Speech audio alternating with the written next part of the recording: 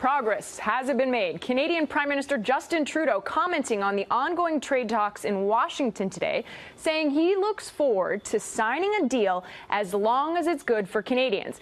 These comments echo White House economic advisor Larry Kudlow's thoughts on what the president hopes to gain.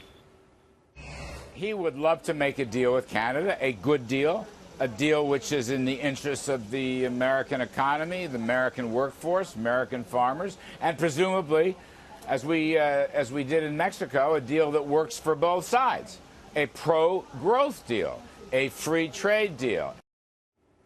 And joining me now to discuss this is Scotty, Greenwood, Canadian American Business Council CEO. Welcome, because I know this is your first time on Fox. Scotty, First time in a while, thanks. Oh, okay, first time in a while. I want to get straight to it with Prime Minister Trudeau. He made a comment very recently saying that his position on supply management has not changed. And that's been a very contentious issue, the fact that dairy farmers in Canada get a lot of subsidies, and that could potentially hurt the agricultural space in the United States. Do you think he will budge on that before signing any deal? Well, I'm not sure, Christina. I mean, and it makes sense to me that he wouldn't negotiate with himself before Minister Freeland gets in the room and the team gets in the room. I think it's possible there's room to negotiate on a number of issues. That might be one. You look at what Canada did in the Trans-Pacific Partnership and the European deal. But I'm not predicting it. I don't know what Canada will negotiate. But I think there is a deal to be had. I was really pleased in the run-up to this to hear Mr. Kudlow saying with Mexico, he was happy that Mexico got a win and the U.S. got a win, because what we often hear from this administration is, I win, you lose. And really, trade deals are about mutually beneficial wins. So hopefully we can get there. I think it's possible this week, Christina. I really do. Wow, you're quite optimistic, because you have a lot of Canadian media right now saying that, no, this is not necessarily a good deal, that we don't need to jump the gun, we should go through the parliamentary process in Canada. But I want to bring it back to the United States and Congress.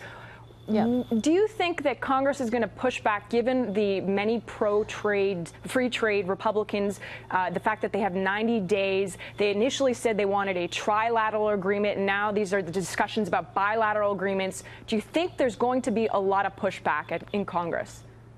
Well, I think the pushback, if it comes, Christina, would be against a bilateral deal with Mexico only. What we're seeing from congressional leadership, from Chairman Brady to Chairman Hatch and a lot of people in between, is it's really important that this deal be trilateral. So whether they're doing that to put a little bit more emphasis on the importance of bringing Canada in, supporting that idea, or whether they're trying to pressure Canada to come to an agreement, I don't know. But the only pushback I would see is if we don't get a deal or we don't get a trilateral deal. Otherwise, I think there will be support. This has been underway for a year, these negotiations, and the president campaigned on it. Republicans would love to go to the polls having fulfilled this campaign promise. There were tax cuts, there's regulatory reform, and the protectionist policies are really hurting the economy, hurting the market. So if they can get rid of the protectionism, have a better deal for the United States that also happens to benefit our neighbors, that would be good politically for Republicans. So I think Congress, I know Congress knows that. And Scotty, I just want to bring up one point that nobody seems to be discussing. Pharma companies and the biological exclusivity that's in this potential deal. Can you weigh in on this and shed some light on this topic, since we haven't really discussed it? Yeah, well, it's a great point, Christina. And what you saw in the U.S.-Mexico deal, I believe, is an extension of the intellectual property protection for what's known as follow-on biologics. So if biologics had generics, that's what we're talking about.